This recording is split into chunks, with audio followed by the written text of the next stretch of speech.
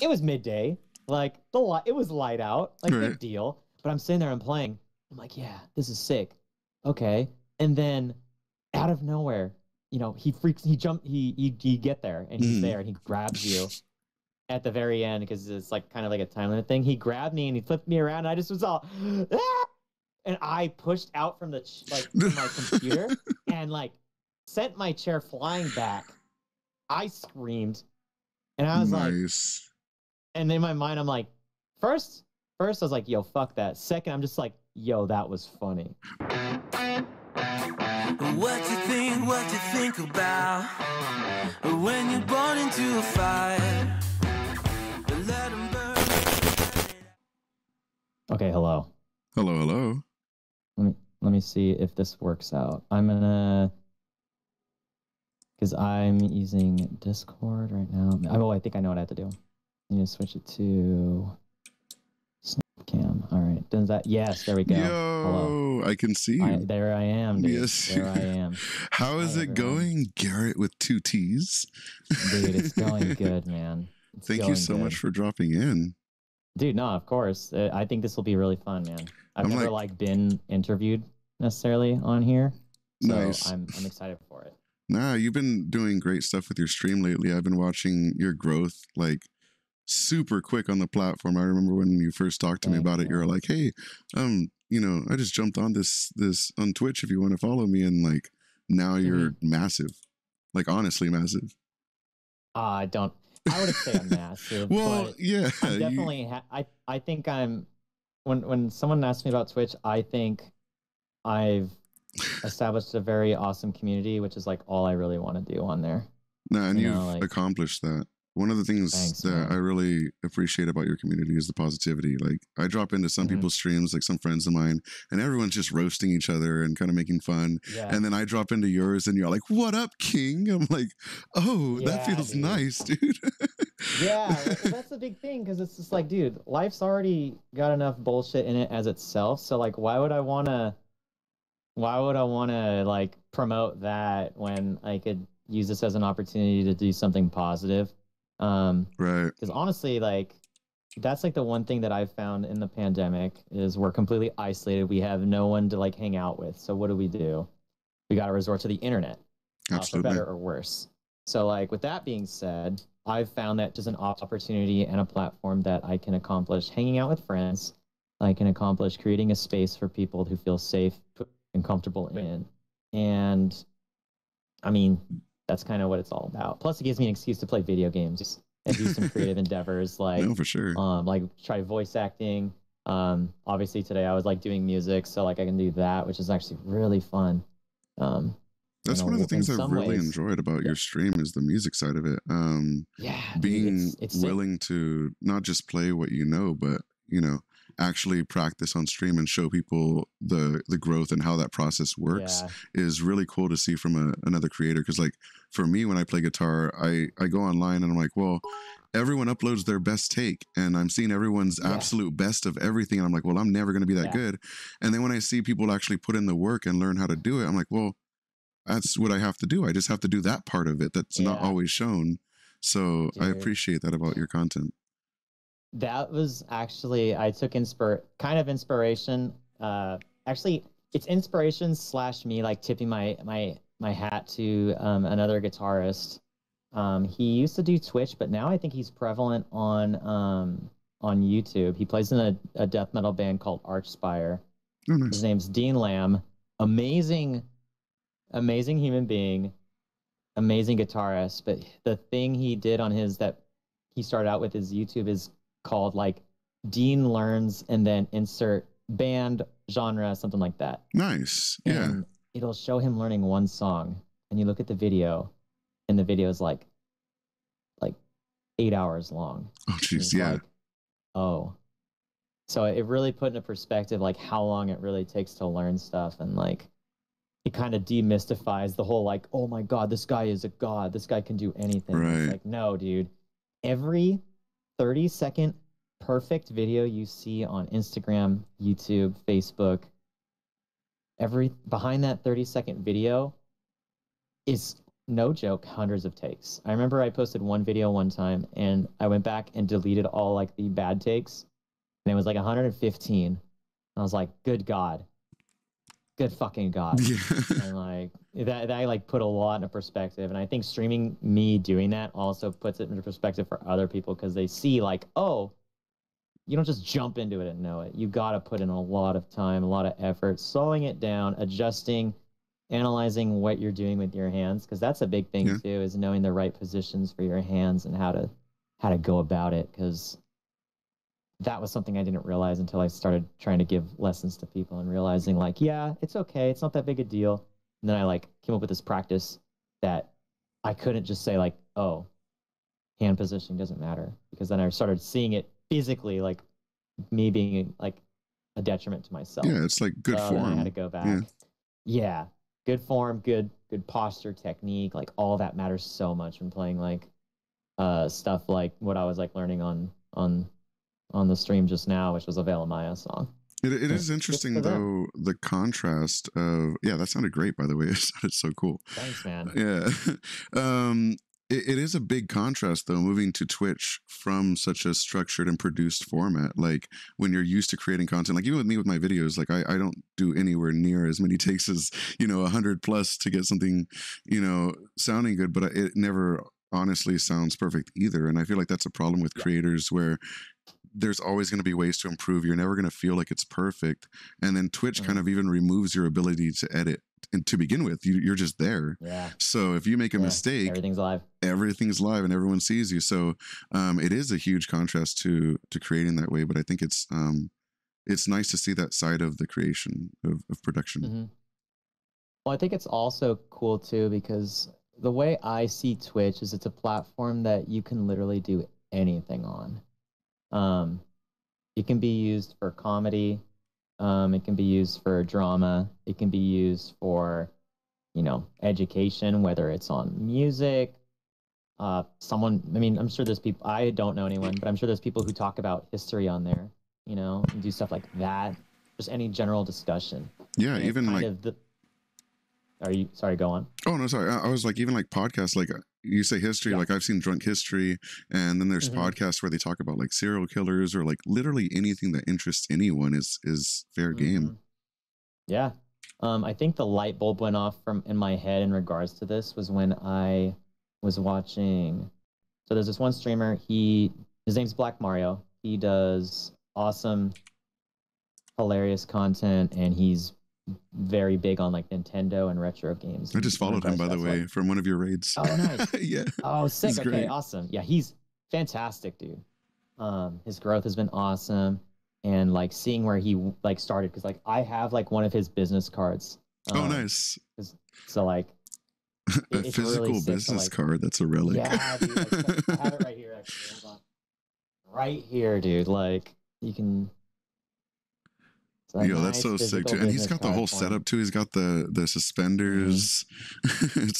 Everything's cool. It's amazing. And he was like one of the first people who I started following on Twitch, because it's just like, and a person I know in real life. I was like, yeah, those are the people who you want to go to on Twitch, find IRL people that Yeah. Nice comfortable space. And so followed him, saw how cool it was. And then one night he raided this dude named I Am Castlehead. And he specifically said to me, he's like, dude, Garrett, if you like weird stuff, because I know you're into that weird stuff, like in regards to like creative outlets, kind of like being like pushing the envelope kind of in a way. It's like, I think you're really going to like this dude. And so he raids him, and it's literally a dude. It's a VTube guy. I think it's be considered VTube. Like it's not him. Yeah. But he's got an avatar that's a cartoon, and it looks like Space Ghost Coast to Coast. Oh, nice. And I'm like, holy shit, this is a live cartoon. Yeah. Like story development, story arc, but he's also playing video games and chatting with chat and shooting the shit, and I'm like, whoa, dude. Absolutely. It's such insane. A cool new format. Like initially, the reason that all this got kind of started with my studio, if I can actually load it, there we go. The reason this whole thing got started with the studio is I was watching Dr. Disrespect, and he has kind of like a 3D studio behind him, and I thought that's cool. Yeah. But it's literally just a flat image behind him. And then more recently, I found like channels like Code Miko, where it's actually a streamer who is in full 3D, a full 3D environment, and a full 3D mocap suit. And I was like, wait a second, I do mocap for my games. If I can get this stuff eventually, I can do something like that with audience interactions and all that kind of stuff. Yeah. So, I mean, it went from me being like, well, my house isn't super nice and I don't have everything all set up. I don't have these cool like things to show off behind me, but I could make stuff in 3D that can fool people into it, you know, and make it look nice. And so that's kind of like the goal, is seeing that, you know, it doesn't have to be just my house or anything. It doesn't have to be just me. It can actually be something a lot more creative and fun. Because I feel like I was doing a lot of game design, but wasn't putting it into my streaming. I was like, oh, let's play games together, but that's not my job.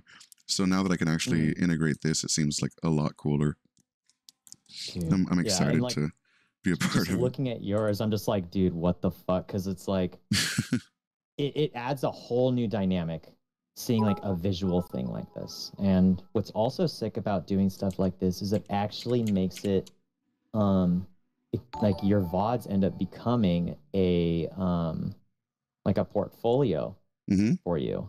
Like me doing voice acting on Twitch is essentially like building a portfolio for myself to maybe one day get a job doing voice acting. Do I think that'll happen? No. Could it happen? Who knows? The best thing is the fact that I'm doing it and I'm putting myself out there. And so like I've seen people doing like the voice acting on Twitch, specifically with JRPGs, which like it's great for me because anyone who knows me knows I love JRPGs. I'm all about that shit. I was stoked to see you play this. Yeah, like I'm just like, dude, this is so tight. Like, let's fucking go.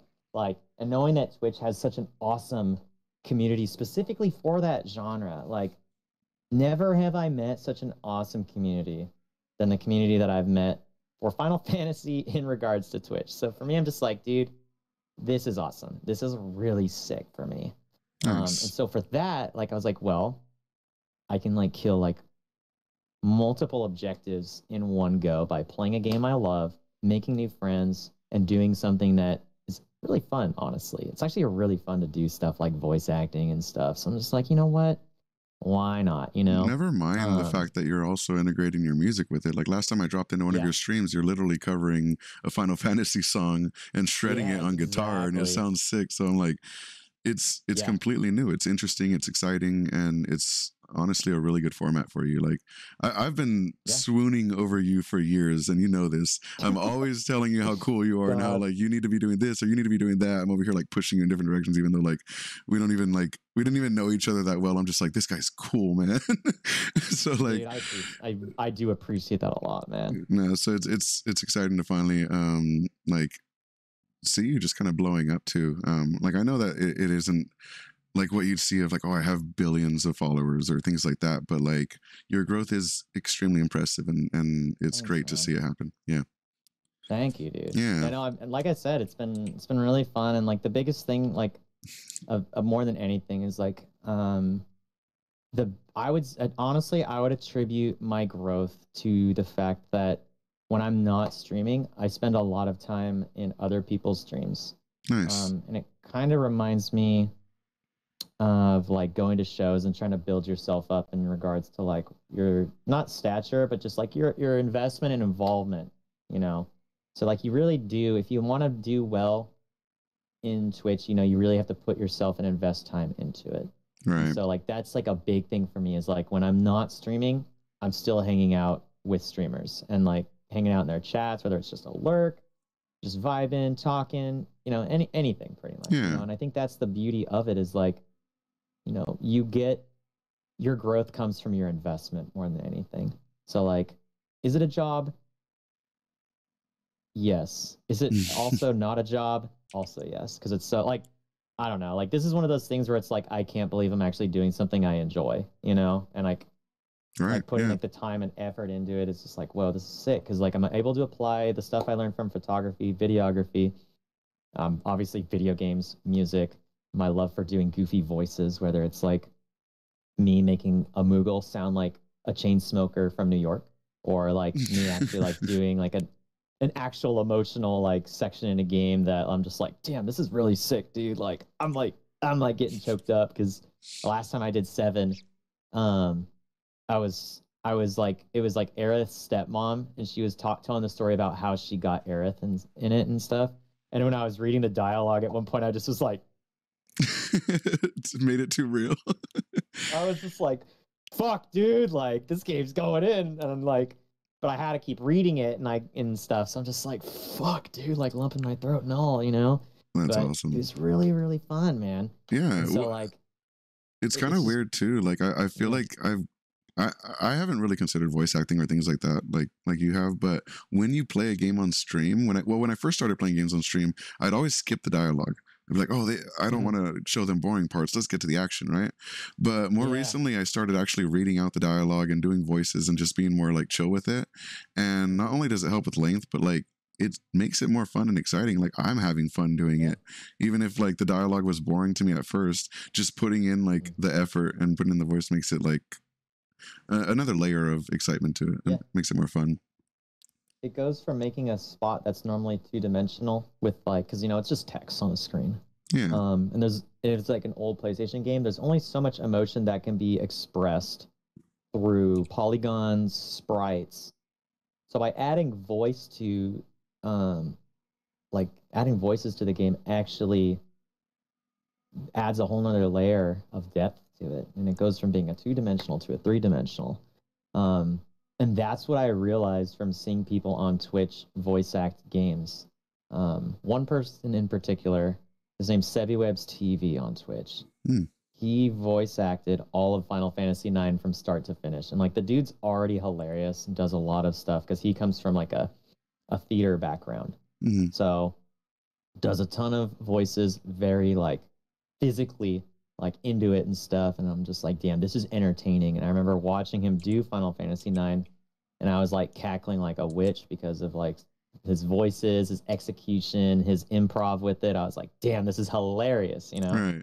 And then there was parts in the game that were very emotional and very very dark, and he did them with like, you know, he did them the right way and did them very with respect. I don't know how to say it. He just made it. He did it the right way, you know. Right. And so it made your investment into the story that much deeper. And then you pair that with like just the game itself being what it is, and then people's emotional connections to the characters, and it's just like, dude, it's a whole other dimension in terms of what you'll get out of playing a game from that era, you know. Yeah, and then absolutely. seeing him do that, and then seeing other people do that.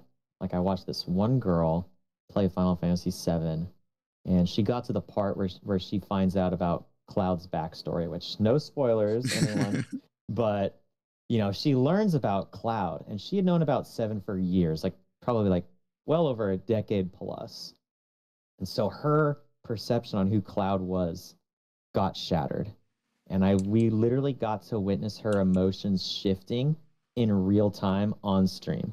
And she was a wreck because of it, but in like a good way, you know, because she's just like, wait, I thought Cloud was this kind of person. And then you find out that he is still that person, but in a new light. And seeing her emotions in real time in that manner was one of the most like beautiful things I've ever seen. And this is like me seeing this live on Twitch. So I'm just like, damn. That's amazing, dude. Like, character arcs and the connections you can make with people are just amazing. It's what can set games apart from, you know, just a clicker to something that can actually impact you and change your life even. And that's when I realized, like, oh, I'm in here in my room watching this, crying, like, oh God, like, and you knew the story, you knew what was going to happen. Yeah, it's just, but seeing people's reactions to it is what makes the game so special. Right. Honestly, I think that's what I love so much about it, is that you know what's going to happen, but the way you react to it, with whether it's yourself or with those around you, it's the difference from playing a game by yourself in your room with the lights turned out and sitting with a bunch of people playing the game and just freaking out like, oh my God, this part's so sick. Oh my God, this part. Oh fuck, I'm gonna cry. Oh, you know, it's a whole nother dimension and a whole nother spectrum. That's the thing with games too. I mean, it's literally because there's so many different types of media in the game, whether it's audio, visuals, you know, the actual immersion of being part of the system and choosing what happens in the game. Your environment really does affect how you feel. Like, I feel like there's a good case for a bunch of different types of environments. Like if you're playing horror games, you know, even turning off all the lights and just playing it alone in a room can completely change how that game feels, right? Oh my God, dude, just the same if you're playing Smash alone, it's not going to feel very exciting. Yeah, but exactly. yeah, it's just kind of like, it is interesting how everything around us can affect how a game feels. Yeah. Dude. Especially with a game like horror games specifically, because I don't play horror games by myself. Nice. But I streamed the demo for Resident Evil 8 because like everyone was talking about it and it was like a PS5 exclusive like tech demo. So I was like, dude, I should check it out. Like that'd be fun. Ended up being like a 30-minute thing, so I was like kind of bummed on that. So like, dude, I hoped it had been longer because I would have had more fun with it. But in that 30 minutes, I got clipped like 5-6 times, which is like the most at that point because people were just like, oh, look at this dumb bastard get scared. And I'm like, dude, fuck this. This game is scary. Every time you pick up an item, it's just like an outrageous sound that is way too loud. I hope they keep that because that was a really good dynamic to the game. But I was like, damn, horror games are fun. And it's great because even though I'm in a room by myself playing the game, having chat there kind of makes it not as scary because I'm just like, oh, cool, I'm not alone. But I'm alone, you know? Right. So like, you just dim the lights, get in the groove, you know, just have fun, you know. I think that's kind of what makes the interactions fun too, because when you do get scared and you scream or something, you immediately realize, wait, they're watching me. So then it becomes a funny moment too. So it just kind of like, it is very different. It's funny. I remember when I first started making videos, that Slender Man game had come out. Oh God! Which one was it? The original? The Slender original Slender. Dude, yeah, and I was like, "This isn't scary. This isn't awful." And then they're like, "Hey, let's make a video and let's turn off all the lights and record it." I have never been afraid of a game until that moment. It got me so many times. I remember I was in I feel like it might have been a Skype call. Like if we're gonna throw it back. I was in a Skype call with some people, and it was me and one other person. We were playing that game together, and it was so funny because like I'm playing and like it was midday, like it was light out, like big deal. But I'm sitting there and playing. I'm like, yeah, this is sick. Okay, and then out of nowhere, you know, he get there and he's there and he grabs you. At the very end, because it's like kind of like a time limit thing, he grabbed me and he flipped me around and I just was all and I pushed out from from my computer and like sent my chair flying back. I screamed and I was like, and in my mind I'm like, first I was like, yo, fuck that. Second, I'm just like, yo, that was funny. Right. Because it's honestly the creator in us too, kind of like when something like that happens, you're like, oh my gosh, like that really got me. That's a clip. Yeah, exactly. Is that like, immediately like, how can we use my pain for It was hilarious. Yeah. And I've been singing a lot because Sebi's been playing like horror games. And there's one particular clip in general where he was playing what's that? Until Dawn. And there's a part in the game where you open the door and like something just jumps out at you. And it's funny because he has like a face that he does when he's playing horror games because, you know, you're very focused. You know something's about to show up. And you're trying to like spot it before it gets to you so that you don't freak out. But I feel like game designers know this. So he's playing and he's just like, door opens, he walks through, thing jumps out, and he's just all, and he just runs off, runs off screen. Oh, no. And you're just like, yes. Yeah. Yes. Because it's just like, it's so good that you see someone get that freaked out. And I'm just like, God damn, that's so funny. So like, I'm not going to be, I played like a horror game. I played Devour with my friend Pearl. Because like me and her we liked playing Phasmophobia together. Because it was like a nice fun game that we both could play. But we wanted to play more games together. So I'm like, yo, get Devour. It's like Phasmophobia, but way scarier because the thing runs at you. And I hate the way it runs. And I showed her the clip of the game. She's like, yo, fuck that. I'm in. So of course. We did like a co-stream of us playing it. And there's one particular like someone clipped it where she's in the house. I'm outside. And I'm like, hey, where are you at? And she's like, oh, I'm in the house. I'm like, what are you doing in the house? Like, I'm outside. And she's like, oh, okay, I'll go out. And then she sees like the demon that's like the person that's like possessed by the demon. And she starts screaming frantically, like sounds like she's being murdered in the house. And like, and it wasn't even hunting at the time. So she literally just found it, just like kind of fucking, yeah. And she starts screaming at the top of her lungs. And like, there's nothing I could do. So I'm just like, are you serious? And like, did like a zoom in on my face? Cause like comedy.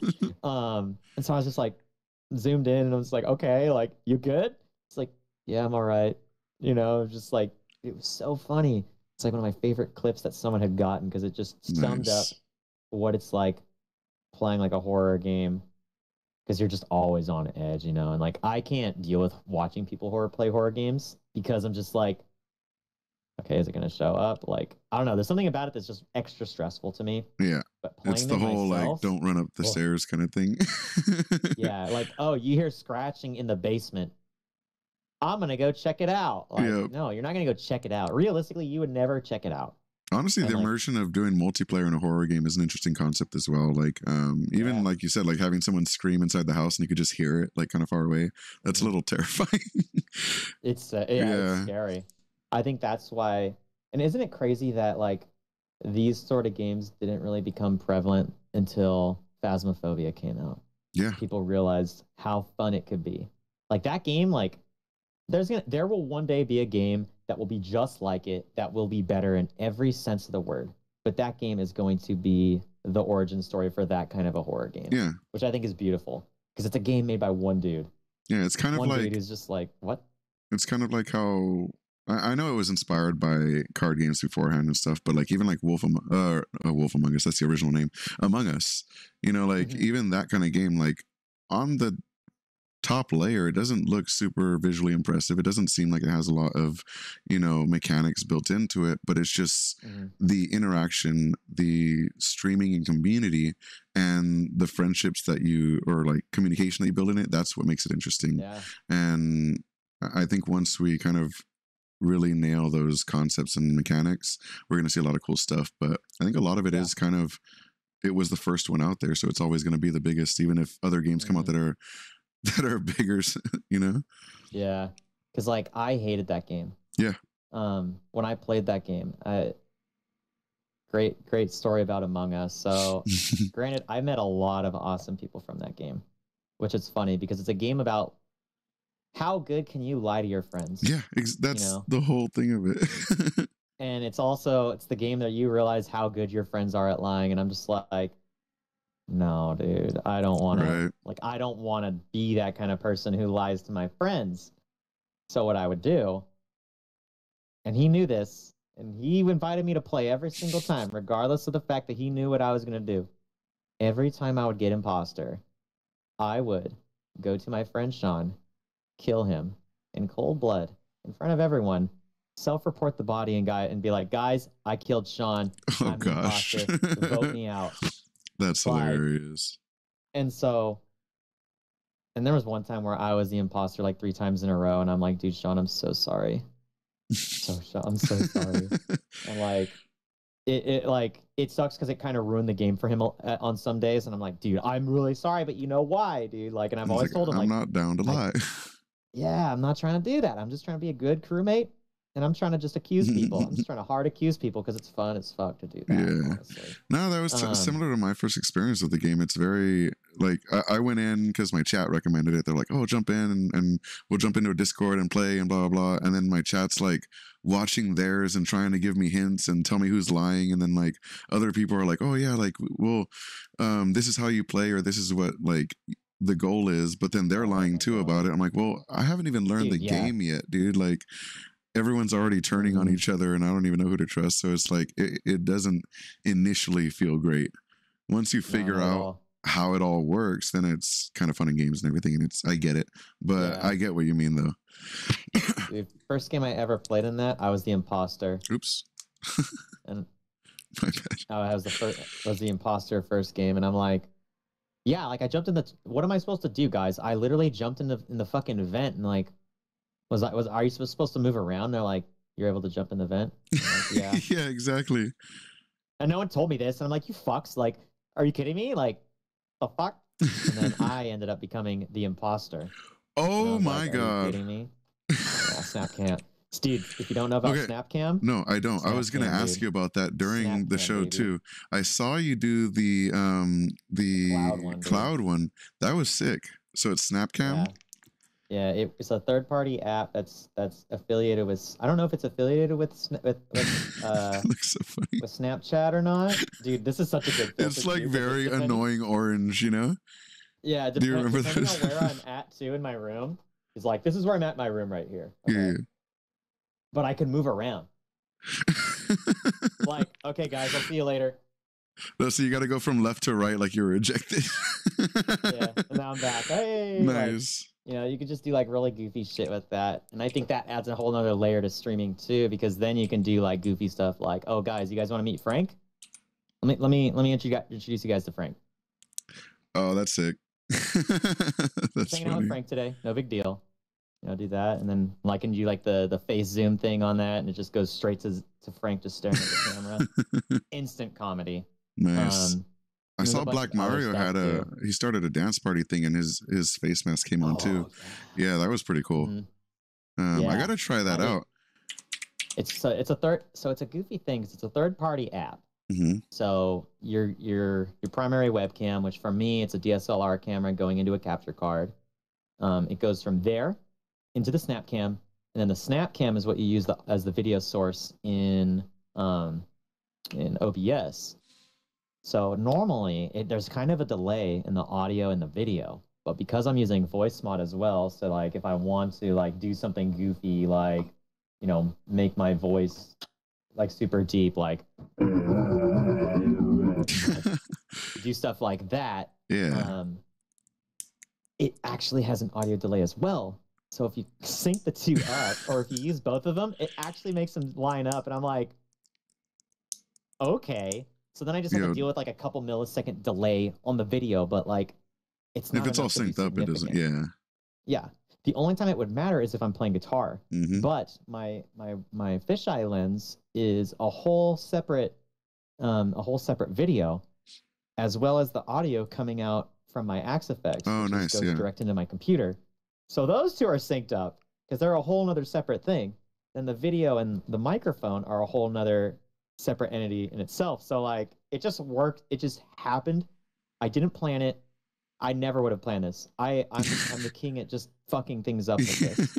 It just happened to work out. That's what I'm struggling with right now, honestly. Like delay is the death of me. I connected my computer to my guitar so I could use I use bias effects for amp audio, and getting it to where there isn't an audio lag between when I play the string and actually hear it is such a pain, and it takes a lot of tweaking. So I definitely know the pain of trying to get that, and you're very lucky to have that work on the first try.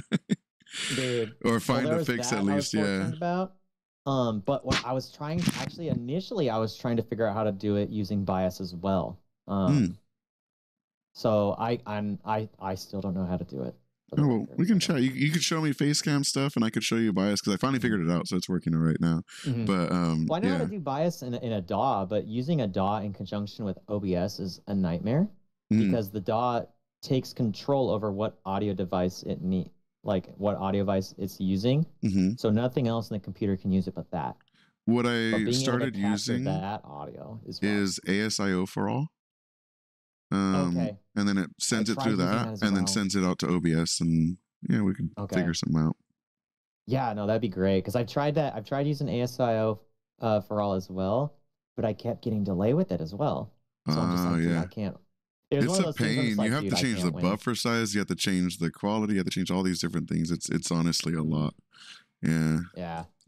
And like at the end of the day, I was just like, dude, I don't care about that. Like, it's one of those things where I don't. It's like I don't know if I'll ever like record music live on stream. If I do, cool. If I don't, though. No, your setup right now sounds amazing. Honestly, like you're good. Yeah. Like I love having Guitar Pro. That's super easy. It has the tabs. I can write using it if I want to. I think that's more than I could. It's honestly more than I could really want. And then if I'm not doing that, I'm like just playing along to drum tracks. I just go on YouTube, find some good drum tracks, and go from there. Guitar Pro was one of the first pieces of software I was pushing. Dude, Guitar Pro is amazing. Yeah. It's really fun. You can get really creative with it, especially if like you have like some background on music, which like thankfully like I know like, you know, scales and stuff like that. So like being able to utilize Guitar Pro for Twitch has been like an absolute fucking blessing. Nice. To say the absolute least. So yeah. I actually have some stuff to show you too. Before we go, do you want to see a little tour of the studio? See what we got? Yeah, dude. Yeah, okay. So I'm going to show you some effects first because we have some things that are built in that aren't quite ready yet for production because I'm not affiliate yet. But chat's going to be able to do stuff with donos and bits and all that stuff. Oh, so fuck yeah. We have some really cool full 3D effects like this that we can actually push through. And then chat is going to be able to actually drop in a chat bot. So we can have a chat bot that actually runs around and bumps into my camera apparently as well. Hold on, let me fix this. He ran into me, and I'm a drone. So dude, yeah, this is so cool to see. By the way, it's literally running into me. I love this so much. All right, so that's the chat bot, and it has his name on it wherever he goes as well. I just had to get really high up in the air so that he won't run into me. Buster Sword over there, dude. That's yeah, I didn't mean to show that to you yet. And that's actually for you. Yes. Oh my god, dude. So in honor of you, I brought in my favorite sword in a game, which is Frostmourne for myself. Oh dude, good and choice. My second favorite sword, of course, is the Buster Sword from Final Fantasy. And because you actually have one, I've seen the photos. I figured in honor of you being our first guest, I would add this to the studio so you could forever be immortalized. I'm truly, sincerely honored. That's so sick, dude. That's so fucking tight. Sorry for the whole setup is so sick. Dude. For the weird camera stuff. Right when I dropped the bot in, he just started running into my drone, which is great. Good, dude. So yeah, I got some of my favorite games and movies over here. We have an actual VR area with this guy just kind of hanging out. But the cool thing about this is I can actually drop in and do mixed reality with my VR set. So when I switch to that, my chat can actually see me within the game. So it's pretty fun there. And then over here we have the music corner where you can't see it right now, but there's actually a green screen in front of it. So the bot hit me. 1 second. Oh no. Yeah, chaos ensues. But we have a green screen right there, so I can actually like pick up my acoustic guitar and go over and play a set if I want to on that little corner. And then we have all of our, this is my fake Twitch setup right here. So all the streams go through this server right here, so you can see you and everything, and that goes out to Twitch. Dude, that's so tight. But yeah, so I found some pictures on the dark web I thought we might talk about. All right. Let's fly over here. I thought you might give me some ideas of your inspiration for these. Oh my god, dude. Let's zoom in a little bit to these two. Dude, we of course have Psyduck up here. My Psyduck, dude. Well, honestly, tell me a little bit about these guys. Yeah, dude. I mean, it was one of those things, and it's funny because I actually talked about this today, where I just like, I just look at shit and I'm just like, that'd be funny to do. Like, would that be weird? Would that be cringy? Yeah. But like, is someone going to talk shit to me because of it? Probably. But like, at the same time, I would hope not. You know? Yeah. Like, I'm just being goofy. Because like, dude, it's funny, you know, like that, the bottom left was taken when I was at work one day. And, yeah, I was dressed up like a cowboy. It's like the rodeo is in town, and they're like, "Yeah, you can wear cowboy hat to work and stuff." And I'm like, "Oh, okay." What about me just be like a total fucking yeehaw? Yeah. And I was like, "I'm gonna be a fucking yeehaw tomorrow." Then went out, got a cowboy hat, and just fucking dressed up like a yeehaw. See, so that makes a lot of sense. Yeah. I thought you were actually dressed up for the rodeo, like you were like oh, I just got out the rodeo. I'm headed to work.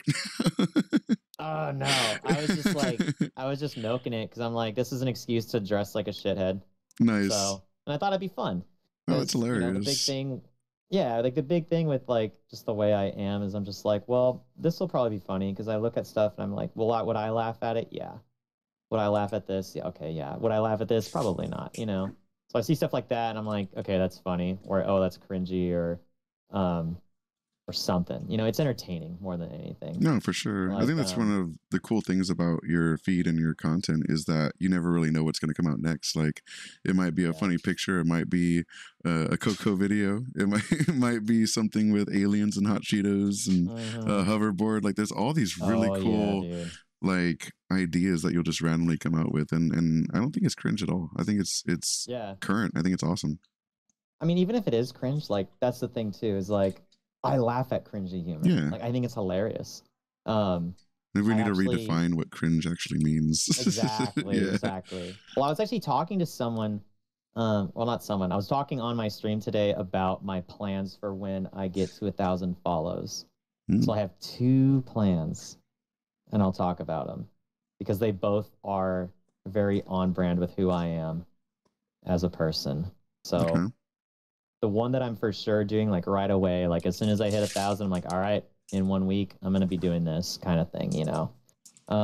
It's going to be a full playthrough of Final Fantasy VII where I'm literally sitting and I'm telling everyone like, okay, so the game boots up, you're hanging out, it says new game continue, you click new game, and it goes, and then the game starts. You know, you're up in space, and you're floating around, and there's stars and shit, and you're just like, yo, what's going on? You have no idea, and then suddenly it drops down, and you see there's a face, it's Aerith from Final Fantasy, and there's green dots and stuff, and it looks all mystical and mysterious, and you don't know what's going on.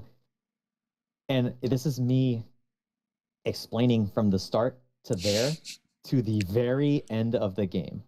I am doing in real time a verbal playthrough of the game. That would be honestly kind of sick. It could be a nightmare. It could be hilarious. No, but even aside from just being something interesting and new, there's a lot of people who probably don't get to play games because, you know, they're blind or you know, impaired. And it would probably be a blast just to actually experience what that game is because so many people talk about it. So, you know, props on that idea. That sounds sick. It's more than anything, it's so ridiculous that it could work. Yeah. And then I'd have like a chalkboard, like a whiteboard. It's not a short game, dude. You know. Oh, I know. But I am so confident that I can do this that I'm just like, fuck it, I'm gonna do it. Like live on Twitch, because it's so ridiculous and so outrageous that I'm pretty sure I could get away with it and actually do it. Like I'm that confident on it, because I remember one night. It was right before Final Fantasy VII Remake had came out, and I was talking to my friends on PSN about it. And I think I actually got to past the reactor, and I would verbally sing some of the songs like ridiculously too, and explain like, yeah, so you get there, and next thing you know, and it's just like, it's a sick ass riff and shit, and you're like, yo, what the fuck? Oh, that actually literally reminds me of a meme I saw. Is that the one you're referencing? I don't know. No? What's the meme? So there was a big issue with copyright DMCA strikes going out to people playing games. Oh, God, yeah. And like Cyberpunk, I recently streamed Cyberpunk, turned on streaming only mode where it'll remove any copywritten audio, and there's still audio in the game that got me muted. So even with that mode on, it still did that. But someone did a meme where they were playing through Skyrim, turned off all the audio, and were narrating everything that happened. So when the dragon would like come in and be like, "Wah!" and do all the different effects and everything for it, and just like, "Oh, this is a DMCA free stream," and and then would literally narrate like unsheathing her sword. And it was so hilarious. That sounds amazing. Yeah. Well, there's a video of this dude that did that with Crash Bandicoot. Where he's verbally doing the first level. Oh, nice. And all the sounds and everything. And it's spot on, because back then on the PlayStation, like with that game in particular, it was like, I think it might have been an issue with the audio, but when a sound would happen, the music would get super quiet. So they'd be explaining the music, and then they would do like a sound effect, and it would overtake the music, and it sounds immaculate. Like, I remember I was listening to it one day, and I literally was able to see everything going on. I'm like, this is insane. So like, the idea of streaming that and doing it, be like, hey guys, this is gonna be a silent playthrough today. So I'm not gonna be talking to chat. I'm just gonna be playing the game. So you know, have some fun. Feel free to blow up chat. I'm gonna be just playing the game, and then it's literally you just playing the game, completely dead silent, but doing everything. Yeah, like that's a really good idea. That sounds hilarious, and not just because, like, I feel like it would start off like very serious, and as you fatigued and got tired and loopy, it would be so much funnier. Yeah. You're just like,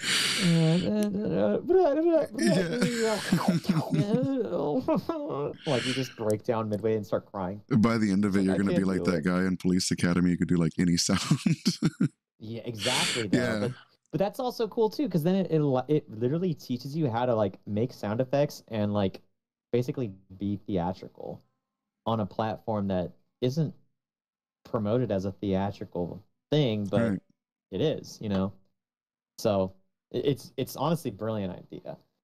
But the other thing that I was doing, because so the first one is the Final Fantasy playthrough, verbal playthrough. And the other one I'm gonna do, it's gonna be like for that full, like it's probably go for like a month or maybe like a couple of weeks. It'll be like a sub goal where at the end of it, you know, if I reach X amount of subs, the Grandmaster goal would be I stream and voice act a dating sim game while I'm dressed up in a maid outfit and have cat ears on. So I'm basically doing, because like, my God, cat boys are big on the internet right now. People love cat boys. You're the biggest like, e-boy I follow, bro. Exactly, dude. Just be like, so just own up to it. And this will be like right after I get my hair cut, so it's just nice and like nice and just fresh. That's hilarious. And I just be a full-blown cat boy maid, voice acting, like probably like Hotiful Boyfriend, which is like the pigeon dating simulator. Yeah, because that would be unfortunately I know that one. Yes. yeah, I've had it for years on Steam. One of my friends who follows me on Twitch and everything, she was there. She actually is the one that told me about it. So I'm like, yo, maybe I'll play that game on stream one day, you know? Because like everyone does the Colonel Sanders dating sim game. Right. That one's like been done. Or Dream Daddy. Yeah, Dream Daddy's also a really good one, because apparently it's a really good game on top of it just being absolutely ridiculous. Yeah. Damn. So it's like that one's another one that I would consider doing too, because I don't see a whole lot of people doing it. Or just, I don't know, just some cringy dating sim, you know? Or that sounds hilarious, honestly. Yeah. Like even like I'm glad you're not going the direction of like Ludwig and stuff like that. Have you heard about that going on? He did a stream goal where every time someone subs to his stream, it adds 10 seconds. And people started donating gifted subs and getting him thousands of subscribers to where he's the top on stream right now. And he's been streaming for like at least a week or two now, and doesn't know when it's going to stop. Like it hasn't gone down.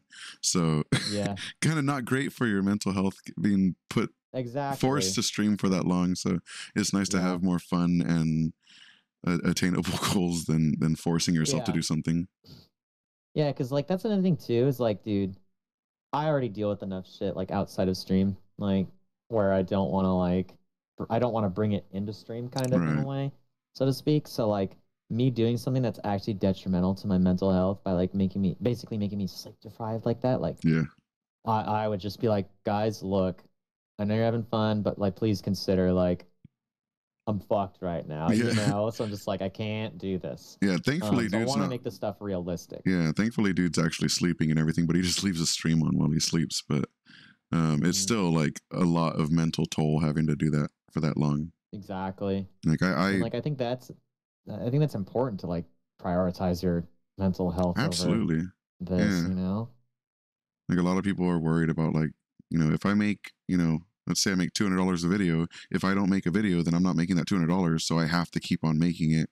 And they're not really considering their own mental health or well-being in that. And it's kind of difficult to balance. Even with shorter instances, like when I see you and other people like streaming 6-7 hours, it's kind of shocking to me. Like I get tired, like after 2 hours, I'm like, my eyes hurt. I'm like mentally drained. I'm not doing as great in my games. And like, it takes a lot to be that focused and interactive for that long. So, you know, I have a lot of respect for streamers who are able to do that, and I'm working on it, but it's not easy.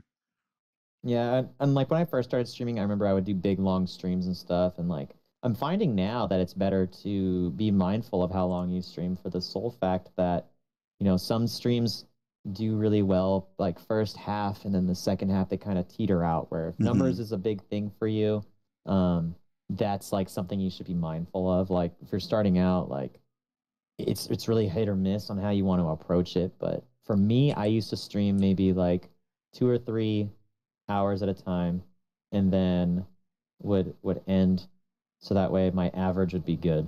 Because like I would say average matters when you like want to get affiliate, because you want to get that three average, so that way you can, you know, push on to the next part of streaming and your next goal.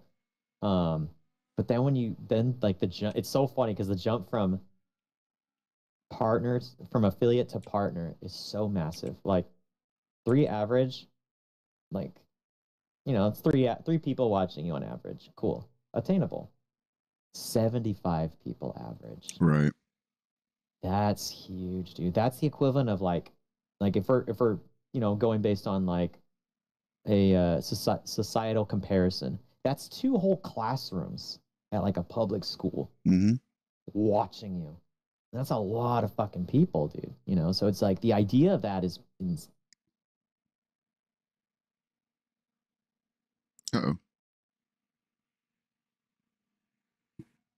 Yeah, so let me go ahead and thank everyone who's been dropping into the stream.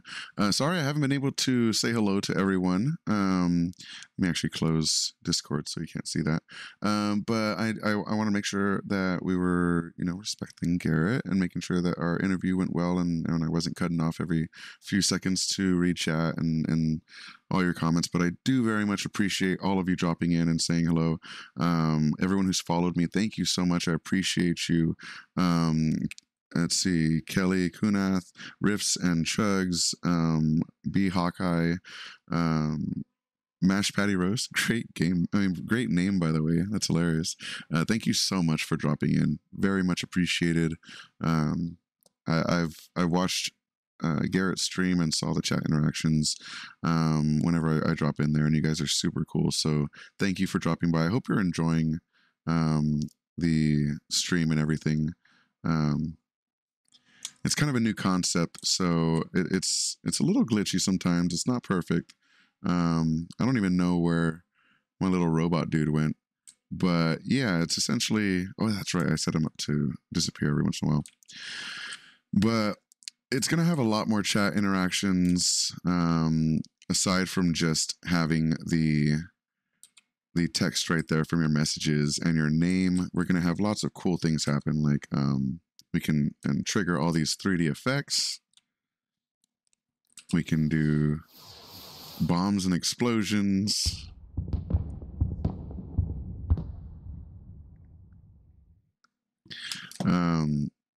There's all these really cool effects that we can integrate into the game itself, into the studio itself. So, you know, that kind of stuff.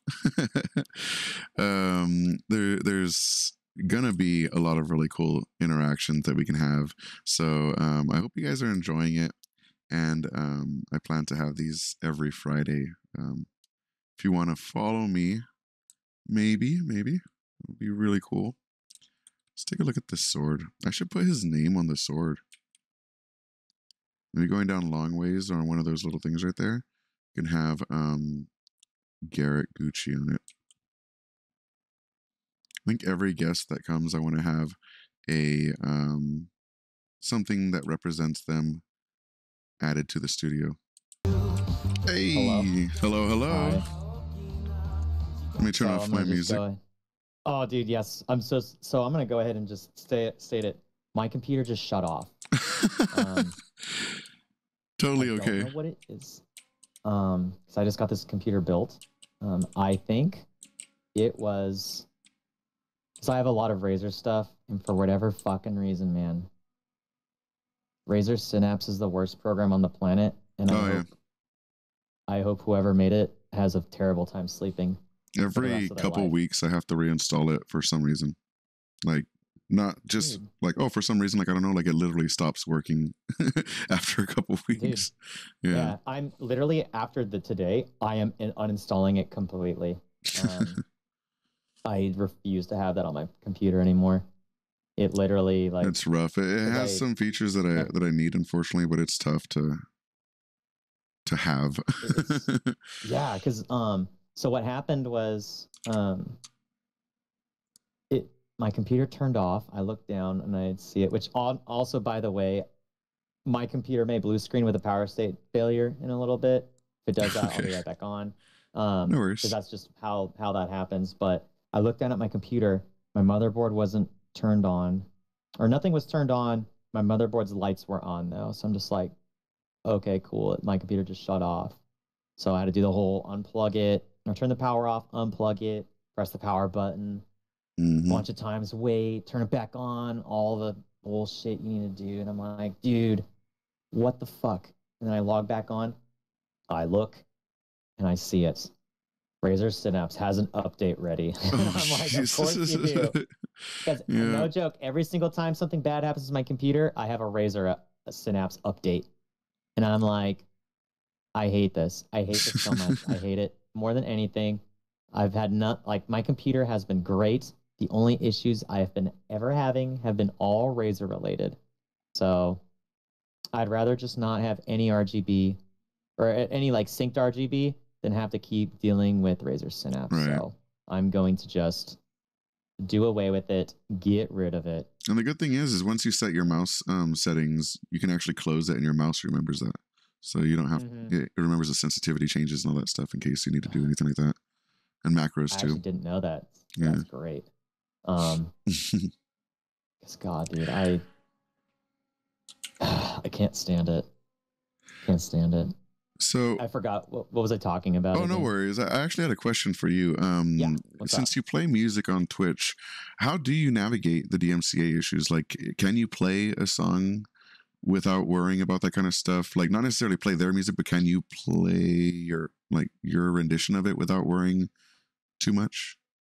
To be honest, I'm not actually too sure. When it comes that seems to be to a lot of stuff on Twitch, is no one really knows the right answers. Yeah. I think when it comes to DMCA, I think you could do covers. You just can't do the actual same thing. Because I know a big thing that in regards to DMCA and copywritten music is it's not, I don't believe it's the record labels that are having control or issues with it. It's actually the distributors, which for when it comes to distributors, that is like, for example, Sony, or maybe Sony. I know Warner Brothers is a distributor that Sumerian is under, because I had done a video, like I just made like a kind of like a, what would you call it? Kind of like an advertisement video for my old job, and I had used a song by the band Sean. And when I posted it on Instagram, they said, "Oh, this song is flagged by Warner Brothers, blah, blah, blah," shit like that. And so I'd asked someone at the label who I'm fortunate enough to know, because I've known him for like ever. I hit him up and I'm like, "Hey, is there anything I have to go through in order for this not to be a thing, or what's up with it?" And he's like, "Unfortunately, like, us at the record label can't do anything about it. It's all done through the distributor, which DMCA is what it's under." So I believe it's all distributor based. Yeah, that was interesting I actually went through a similar situation. I'd asked a band for permission to use one of their songs in a stream that I was using, when an actual video, not a stream, so they would have the chance to not flag it, and we put in the song and got their permission. They gave us a document and everything, and then someone higher up than the band themselves actually flagged it anyway and shut it down. So even though we had their direct permission, it still wasn't enough to actually get the project going. It's really unfortunate the way it works. Yeah, and it's goofy because it's literally just programs that are saying you can't do that. Yeah. Not people saying like, oh, you're a small time streamer. It's like more than anything, if you're a small time streamer and someone goes in your channel and hears like a band or something, like chances are the band that you're listening to is probably not that huge, you know? Right. Like I know like the music I listen to, like a lot of the bands, they aren't necessarily small, but you know, people could learn about these bands and it could benefit them because then people are like, oh, I'm gonna go check this band out and stream it. It's just like, all right, cool. When in reality, it's just like, dude, you're flagging someone who's literally giving you like a couple cents, which could be like in turn be someone then streaming that same song hundreds of times and giving them like more, you know?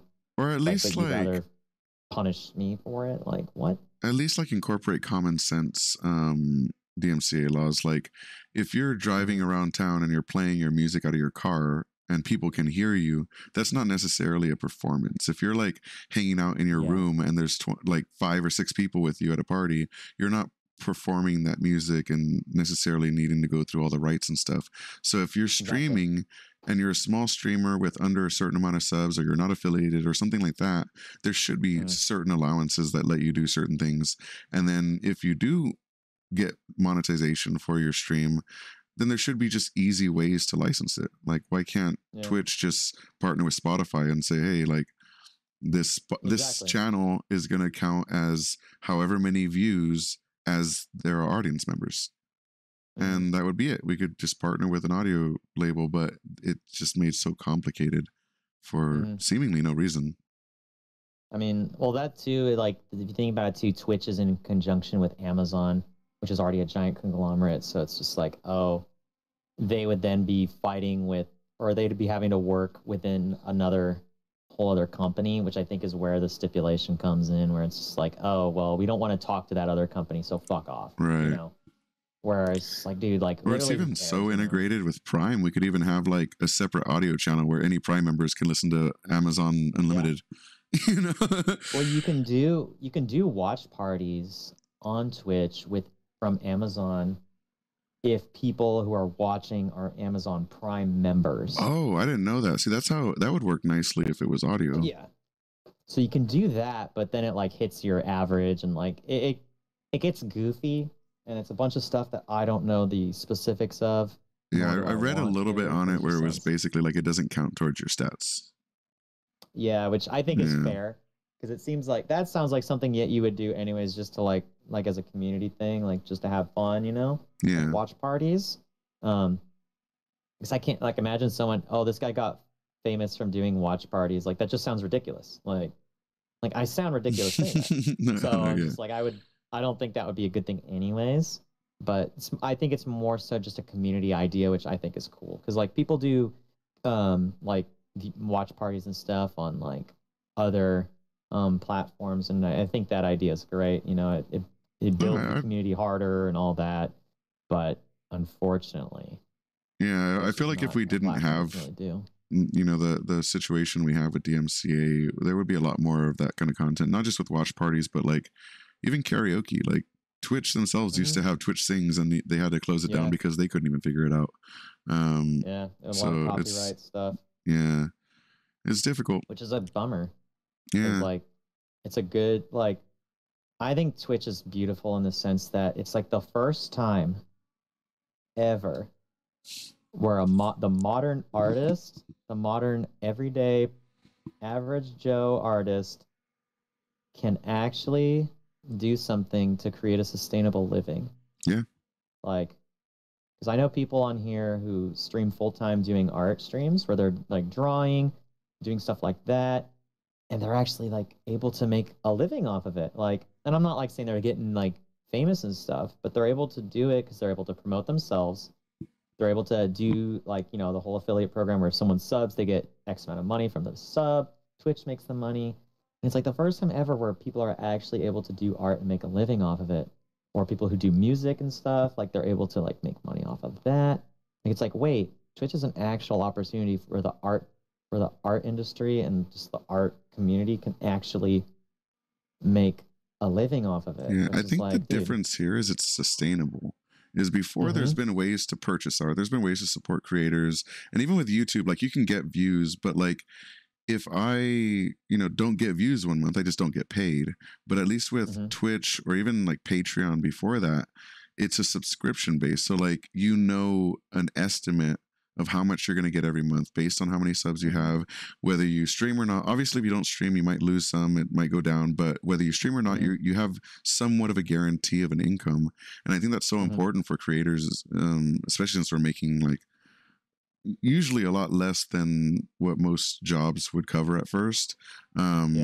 It's really important to at least know that an amount's going to be coming in every month. So it's a great opportunity for in that sense.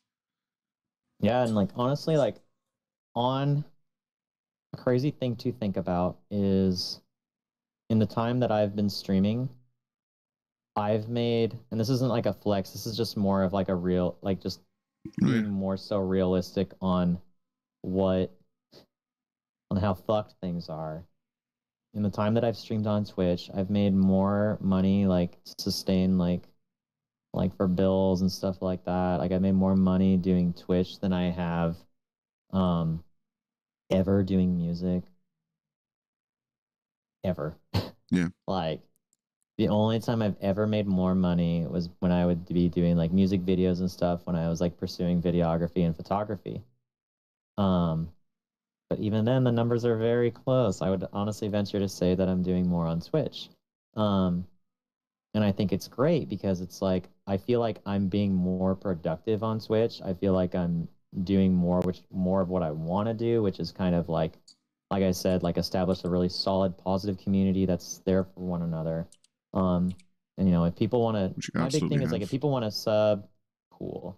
If people want to like do bits, whatever, like that's up to them. I at the end of the day, I just want it to be a place where someone can come hang out and have a good time, and feel comfortable and feel safe there.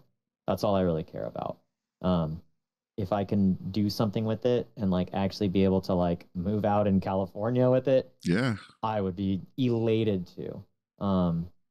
But like I absolutely wish you all the success in the world, man. Like I think your growth already is proof that it's going to keep going. So I think you're pretty much set from here. Like you've built a really positive community, and I think people are going to want to be a part of that, like I did. Thank you, man. Yeah. And like it's really awesome to see, honestly. Like I'm really stoked on it. I think there's so much potential. It is kind of not sad, even just like from it's me, but from others. It's beautiful and sad at the same time. Like I'm so happy that you're actually getting like proper, I guess, compensation for like the creative work you're doing.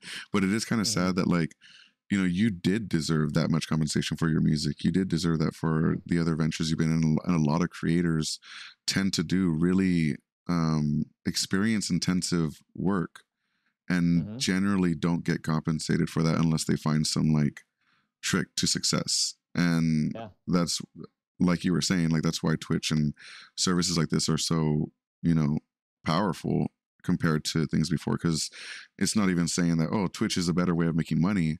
All of those should be great ways of making money, but the structure isn't there. Yeah. Yeah. Like, why should you be punished for pursuing something that, one, is personally fulfilling? Two, it like art is around us everywhere we go. Where we're sitting, like right now in front of us, in some way there's art around us. Whether it's music, whether it's a visual thing, like you pick up a video game, the front cover is a piece of art. Yep. You turn it around, there's art in the back. You look at the game itself, it's art. Everything is art in some way, shape, or form. And getting into the art industry and getting into it is very difficult. Yeah. But why should you be punished for it? Where it's like, where people say like, oh, there's no money in making music. It's like, dude, like literally music saves lives. Yeah.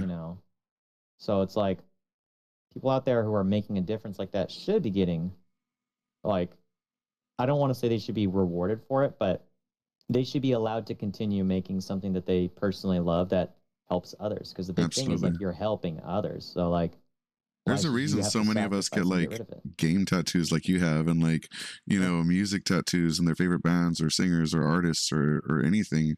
And it's because of the connection that you make with them and because of the strong effect they can have on you. And it's not, it goes just beyond like the 3 minutes of watch time that someone might spend hearing your song. It's way beyond that. Yeah. Yeah. It's like, it's a really deep and emotional connection, whether it's music, movies, video games, pretty much anything, piece of art. Like, I have people who make pieces of art that are absolutely insane. One of my friends in particular, she does skull art, where she like gets skulls from animals that are ethically sourced, so they're not like it's not like a bad way of getting it. She gets them. Not the kind of skull out I initially thought about when you said that, but nice. Yeah, right. Yeah. So like get them and like she'll like paint them and like do like really, really beautiful like intricate designs on it, and it looks awesome. And a lot of work, a lot of intricate work. That's not something you can just make overnight, you know. Right. She spends hours and hours, tens of hundreds of thousands of hours doing this and perfecting the skill. And like her art is worth like hundreds, if not thousands of dollars. But then you go and sell it to someone and they're like, and she's like, okay, this is this big piece, which is like, you know, this big of a skull. She'll be like, yeah, this is like, I priced this one at like 500 to 700, depending on, you know, depending on other various variables on it. And then you get people who are like, oh, it's that much. Well, I can only do like 100. Yeah. And you're like, well, you're hungry. I spent like, you got to. Yeah, it's like, yeah, it's just like, well, dude, I spent like if you spend like 40 hours on a skull, yeah, you know. Well, it's like your job's not going to do that. Like your job's not going to be like, hey, like you worked 40 hours this week, but I really only feel like paying you for 10.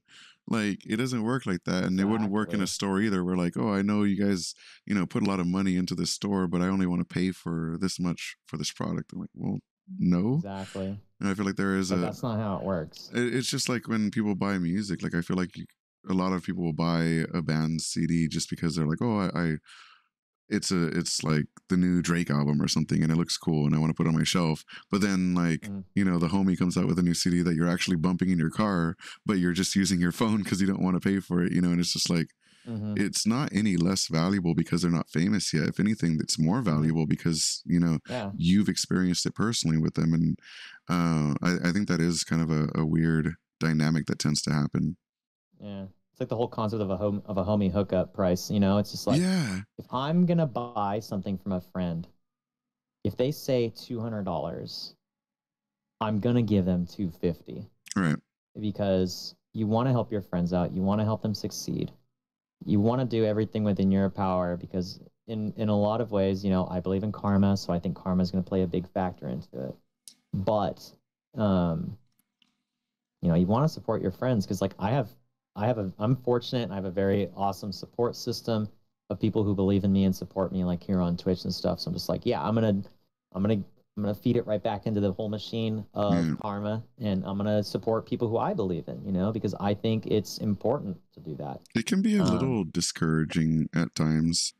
I do try and like show support and show love to like creators, and then like I feel like I'll fall into someone where like I'll follow them, I'll hang out with them for hours, we'll chat, and we'll like, you know, all the things of support on their stream, and then like they'll mention you or be like, I had one guy be like, oh hey, I saw your studio and a lot of cool stuff that you've been doing lately, but he's never once liked one of my pieces of content. So he's physically seeing it and choosing not to actually like my content or like support it in any way aside from like, hey, I need your help. By the way, you do cool stuff. And, you know, that can feel kind of like a bummer sometimes in terms of like, you know, I don't know if it's kind of hard to say what goes through what people are thinking about or if it even is part of what their mindset is at that moment, you know, if it's intentional or not. Yeah, I think a lot of it is unintentional. Yeah. Because like that was something I thought about too. Was, oh, I'm doing this. I'm out there and I'm supporting these people. Blah blah blah. And you know, you don't see any return from it. But then I think about it like where I am at. You know, where you know if I'm streaming, I spend, let's say I do like an 8-hour stream on Friday. The next day on Saturday, actually, like say I stream from like 12 p.m. to 8 p.m. and I get off stream. the first thing I'm gonna do is walk away from my computer and just detox, you know, because I'm just like, I need to like do this for myself mentally. I'm tired, so I get off. I don't even get on my computer for the rest of the night. I just turn off my computer, get off, go to sleep. Next day I wake up and I'm still tired. I'm still drained. So I'll only go to a couple people's streams that day and hang out. Yeah. But like say it's a Saturday and there's a lot of people streaming, you know, and I look over and I see that there's like 14 other people that I can't, and I want to go and check out, but I can't because I'm just mentally drained. Or like, you know, I'll put the lurk up, but I won't talk. That's a very true point. So like I try to be mindful of stuff like that. Like maybe they're thinking of something else. Maybe they got other stuff going on. Honestly, I deal with that a little bit myself too, because like like with subscribers, I sub to people to try and show love. But if I like permanently sub to every single person, I'd be paying like $80 a month on Twitch. So I tend to like keep maybe 4 or 5 subs open, but I constantly switch them out and be like, oh, hey, I'm going to show you love this month. I'm going to show you love this month, and that kind of thing. So sometimes it's not like a constant support for that one creator, but I try and like push it out. I did remember what I was going to say earlier. Sorry for jumping off track. About the homie hookup. I think it's literally just like how it's worded in the intent. Because if someone came to me and was like, hey, I need tech help, but I'm kind of broke right now, I'd want to help them out. I'd be like, oh, hell yeah, you know, I know tech stuff. I could help you out. Just like if they were like, oh, hey, like, can you help me out and I'll hook you up, I would give them my normal prices.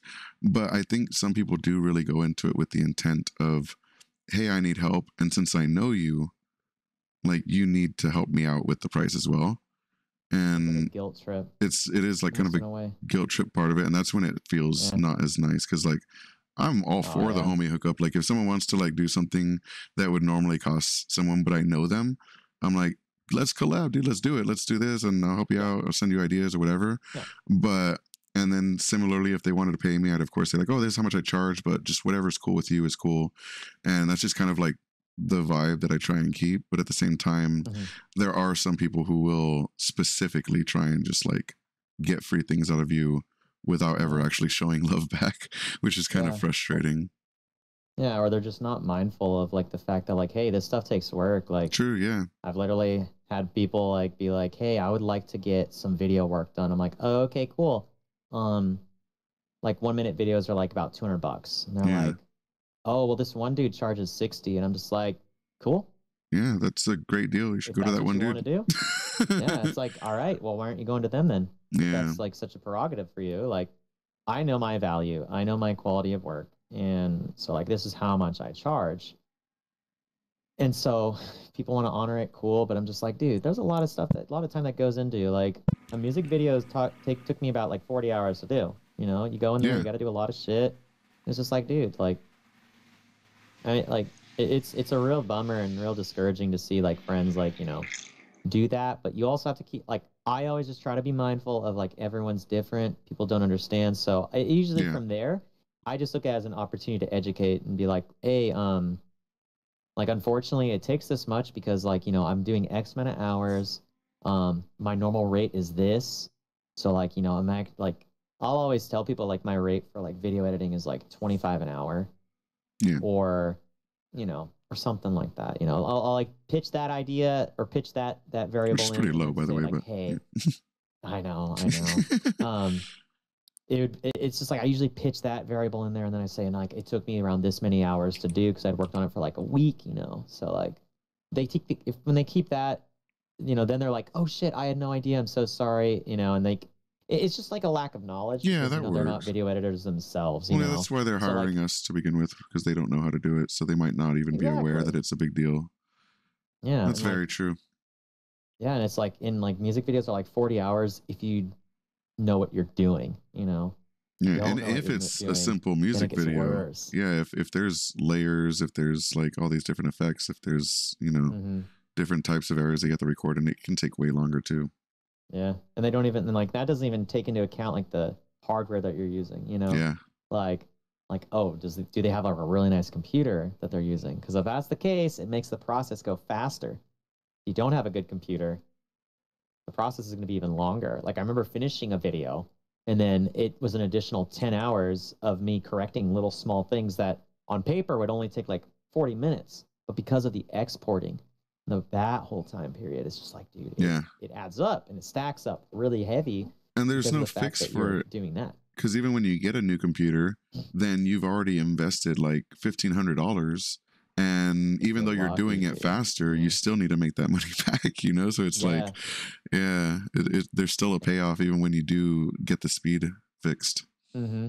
Yeah. It's like, and another thing too, like the best video editing computers, you can get a Mac, but I mean, Macs are expensive. Yeah. So what's the other alternative? You get a PC. Well, what's the best video editing computers for PC? You guessed it, a gaming computer. Mm-hmm. And that's when you start spending hundreds of thousands of dollars for your investment, which in this case is, you know, what you use to video edit in. Like, I have a very high-end gaming PC that, though it has its quirks, thanks to fucking Razer, it's a beautiful computer. I love it. I love this thing, and I think it's beautiful. If I were to do video editing with it, it would be a dream come true. If I was just video editing with it, it would still be a giant piece of an investment, you know? Yeah. So you want to keep that in mind too when you edit, because you're not editing on like some bullshit ass like MacBook, you know, you're editing on like a really good piece of technology. So it's like that kind of goes into your work as well. Yeah. You know, a better computer is going to get you a better product. So, you know, you're paying for quality with people too.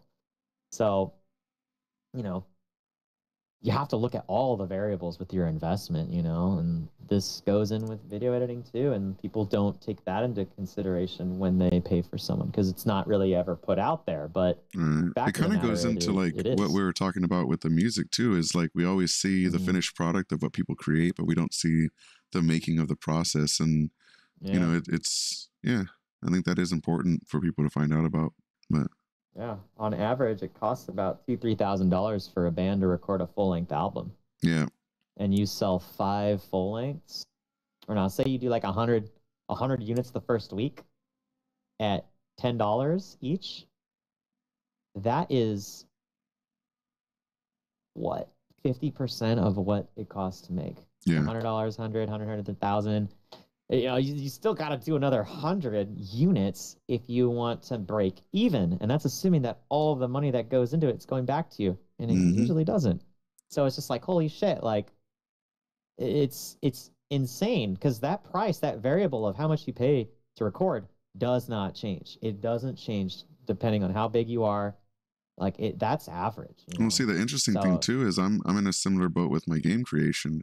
I released a game, and I do some of the work myself, and I hire a contractor for programming work that I need extra help with. And when you release a game, you can get some sales and you get some money coming in, but then people are like, oh, hey, can you add this or can you fix this? And that's added development time. So even after the game is already released, you still have to pay more development time. You still have to add more to it, and the costs continue rising. So it's like one of those constant things that you have to promote. You have to, you know, show love to and get the word out. And it's kind of the same thing. Like there are a lot of costs and work that goes into single products, or what people see as single products. Yeah, and it's really a never-ending cycle, because people are always going to want more. People are never going to be happy. It's not like, it's like, it makes me miss the days when games got released and that was it. Right. There was no updates, no nothing. It's just the game is over. The game is done. Here you go. Okay, thank you. I'm done. I'm bye.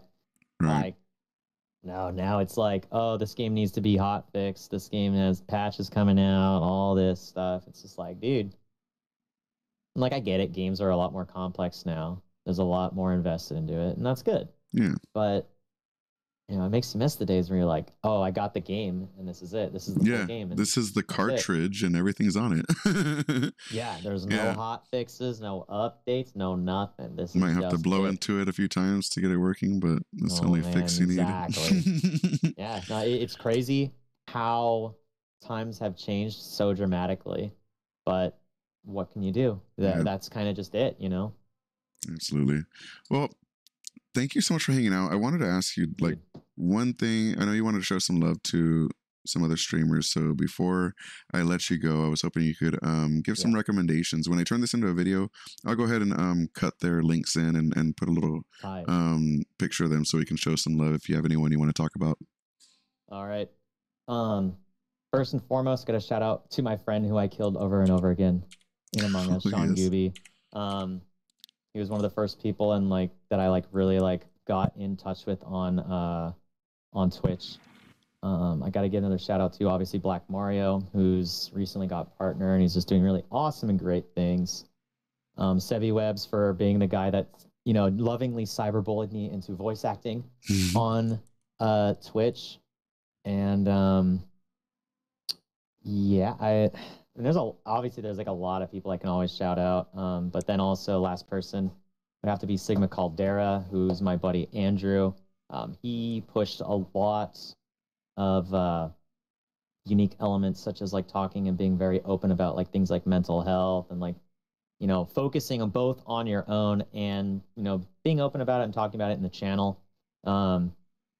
Honestly, all of those dudes really did a lot for me in regards to my development with my channel, both on a personal level, being whether it's community based, whether it's pushing content creation and trying to push the envelope visually, or just how to approach everything in just in general, and just how to I don't really know the way of saying it, but just basically just what you want to do, Nice. Those are kind of the origin stories to sum up kind of where my channel came from and where it continues to grow from. So I got to give shout outs to those beautiful lads. And awesome. Yeah, I'll make sure we also add in anyone you've mentioned during the stream, because you've thrown out a few names as well that I can toss in there.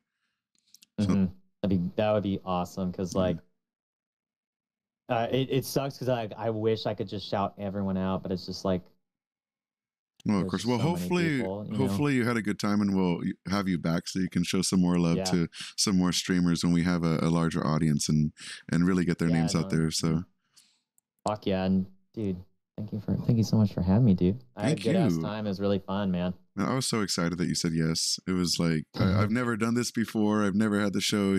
I don't even have clips to show you of what to expect. And I'm I hope he just is okay with it, Yeah, no. Well, I've seen what you've been developing on on already. So I was just oh yeah, this will be good. Nice. And if it's my way of looking at it is it'll be good. And if it's not good, we'll both at least know what to do. If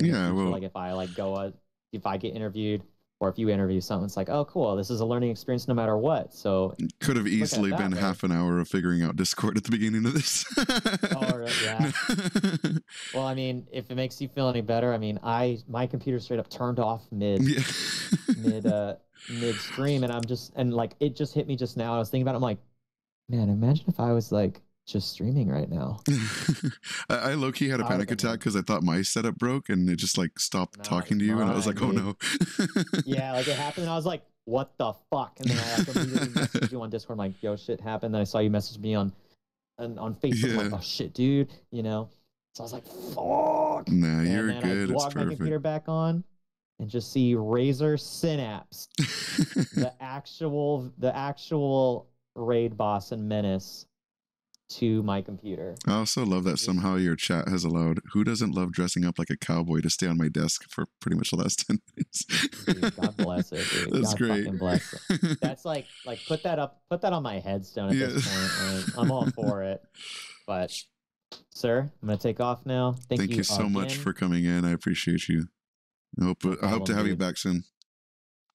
Yeah, I'd be super down. A couple months down the line, yeah, man. Link up again. For sure. Maybe we'll have new things to talk about. Yeah. Shit, it'd be great. I'll catch you on your stream, bro. But, sounds good. Bye. Peace. Yo, well, that was fun. Shout out to GARRETTxGUCCI for being so cool, so awesome to swing by. Kind of on short notice too. It wasn't too long ago that I hit him up to do this, and he was so cool enough to have some faith in the production and what the idea I had in my head was, and I really hope it turns into something cool. I hope you guys will give him a follow, show some love, of course. I know most of you guys are new to my stream, so if you guys want to give me a follow, that would be great. Gazil, thanks for showing some love. Sia Garrett, very appropriate end to our stream. But yeah, thank you guys for dropping in. I'm going to go ahead and end this here. He's very cool. He's so cool. And I really look forward to doing this more often. I'm going to try and do this every Friday. So if you want to give me a follow, I will be here every Friday to hang out, chat about tech news, gaming news, and hopefully have someone cool to interview each time. Thank you so much, Garrett. Very much appreciated. It's honestly been a blast, and it's exciting to actually have some people in here showing some love and hanging out. I appreciate you.